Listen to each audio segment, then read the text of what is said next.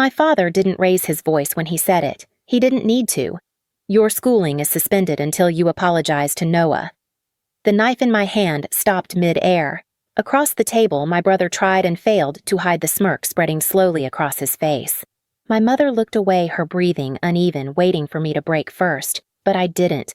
I set the knife down, smoothed a strand of hair behind my ear, and let the silence settle like dust. All right, I said. For a moment, no one moved. They thought that was surrender, but it wasn't. My name is Lucia Hale, and I grew up in a house where silence traveled faster than sound, where a single look decided who mattered and who didn't. From the outside, we were the kind of family people called put together. Inside, everything tilted around one person, my younger brother, Noah Hale. My father, Grant Hale, preferred order over fairness.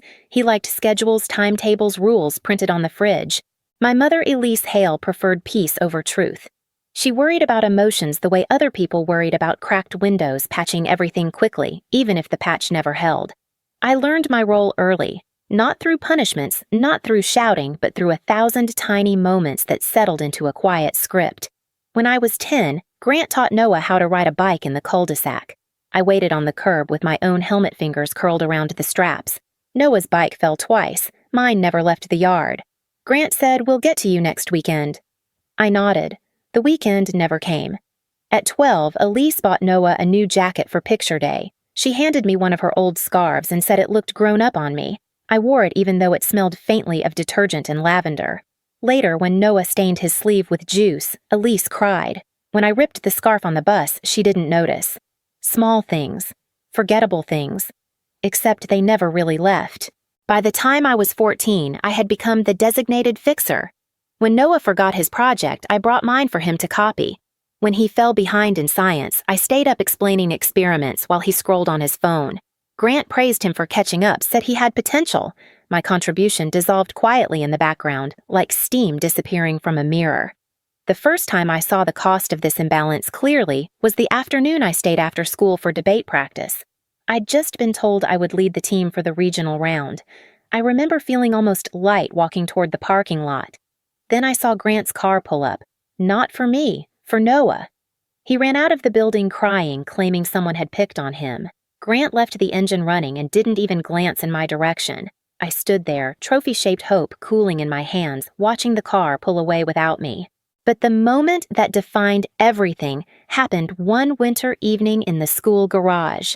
The yellow light flickered above us as Noah cornered a younger student, Ryan, from my math class, pressing him against a concrete pillar. I froze for a second, watching the way fear reshaped Ryan's face. When Noah shoved him hard enough to make him fall, I stepped forward out of instinct.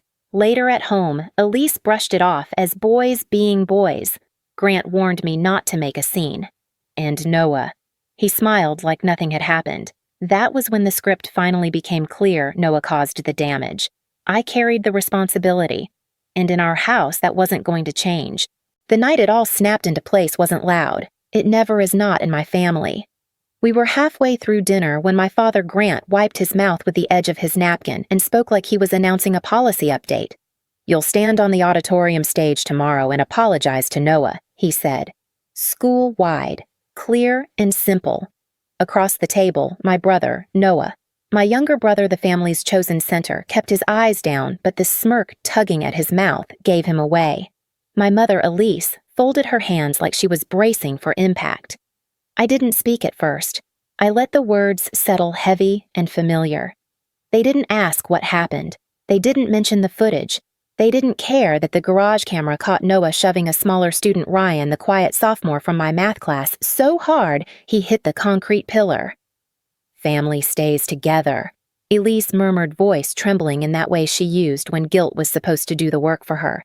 "It's simple," Grant added. One apology and this mess disappears. Except it wasn't simple. It never had been. They wanted me to rewrite the truth publicly, to stand under the stage lights and say their golden boy had merely defended himself, because that version of the story kept the house in balance, because my dignity was worth less than Noah's image. "So you want me to lie?" I said quietly. Grant shook his head. "I want you to be responsible." Responsible. That word had followed me since childhood, flexible enough to twist into anything they needed from me. Noah finally looked up, eyes bright with expectation. Just do it, Lucia. It's not that deep. It was strange how calm everything felt in that moment. The clatter of forks, the faint hum of the kitchen light, the smell of roasted vegetables cooling on the table. I couldn't feel anger, only clarity. I inhaled slowly, smoothed a strand of hair behind my ear, a habit I'd never fully broken, and felt the shift happen inside me. Small, precise, final. "All right," I said. The word hit the table like a dropped coin. Noah's smirk twitched. Elise blinked. Grant opened his mouth to lecture, but nothing came out. They thought they'd won. They thought that single word meant surrender. They didn't realize it was the moment I stopped playing the role they wrote for me. I went upstairs without another word. No slammed doors, no dramatic footsteps. Just the soft click of wood touching wood as my bedroom door closed behind me. It was the quietest boundary I had ever drawn, so quiet they didn't even hear it. I stood there for a long moment, letting the silence settle. The house breathed unevenly, downstairs voices muffled into a low, chaotic hum. I didn't listen. I walked to my desk, opened my laptop, and woke the screen. Light spilled across my room, clean and steady, like a new beginning waiting to be typed into existence. I opened a blank notes document and started listing what I needed. Transcript, letters, video file, transfer requirements, timeline. Typing steadied my pulse. Every click was a choice I hadn't been allowed to make before. I pulled my 2 suitcases from under the bed, one for clothes, one for every document that proved I had built something beyond this house. Debate medals, awards, certificates, the leadership patches I'd stitched onto jackets that still carried the faint smell of auditorium dust. I laid everything on the carpet in neat rows. Organizing them felt like reclaiming pieces of myself one by one. The hallway outside creaked once. Someone paused, then walked away. I didn't open the door. Instead, I sent a single text to the only person who had never made me feel small. "Maya, it's happening." Her reply came instantly, even at that hour. "Tell me what you need." I didn't know how to explain it, the feeling of a door opening inside me instead of closing, but I typed the next steps anyway. She sent instructions, links, reminders, each one arriving like a small beacon in the dark. After midnight, I slipped downstairs to the kitchen, moving quietly over the cold tile. I opened the drawer where we kept the shared printer paper, took a small stack, and walked back up without turning on a single hallway light. The house was still awake enough to notice the wrong sound. I gave it nothing. Back in my room, I downloaded the garage footage from the school portal. Ryan's frightened eyes, Noah's fist the moment he shoved him toward the pillar. The camera didn't lie, even if my family needed me to. I saved it twice, once to my drive, once under a coded name in a hidden folder, not to expose Noah, not to hurt him, but because truth to me had become a form of survival. Around 2 a.m, my laptop pinged. Ms. Rivera, my guidance counselor, had replied. "Lucia, if you're awake, send me your draft. I'll review it now. Don't wait." Her message wasn't warm. It wasn't comforting. It was better than that. It was solid, practical support, the kind I'd never gotten from inside my own house. I finished the essay, each sentence a steady reclamation of my story, and hit send. While waiting for her response, I packed my backpack with files I'd need the next day, sealed envelopes, forms I'd pre-signed, and the printouts for my transfer application. I checked them 3 times, tapping the corners to align them perfectly. Organization made everything feel containable. The clock read 2:43 a.m. My room felt cold, but in a way that sharpened my senses instead of numbing them. Then the reply came. "Looks excellent. I'll finalize the recommendation tonight. Stay focused. You're close." I exhaled. I hadn't realized I'd been holding my breath. By dawn, my room looked like an evidence board of my own future. 2 suitcases zipped and waiting, clothes folded, documents arranged in a precise grid across my desk. My laptop closed charger wrapped neatly around its block. My notebook opened to a bulleted list freshly checked off. When the house finally went quiet again, I slipped my way through the morning routine, shower jeans, sweater shoes, every movement deliberate, not rushing, not hiding, just steady. I walked to the school early, long before the usual crush of students filled the halls. The air outside was cool, almost metallic. The sky was still pink around the edges.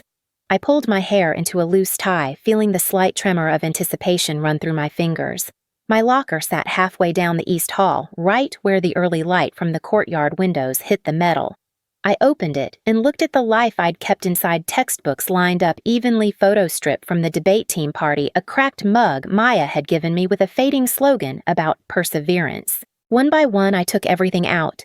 Books stacked neatly in my backpack, personal items tucked into a separate tote. The photo strip folded carefully and slipped into my notebook. When the locker was completely empty, the metal walls echoed softly like a breath released after being held too long.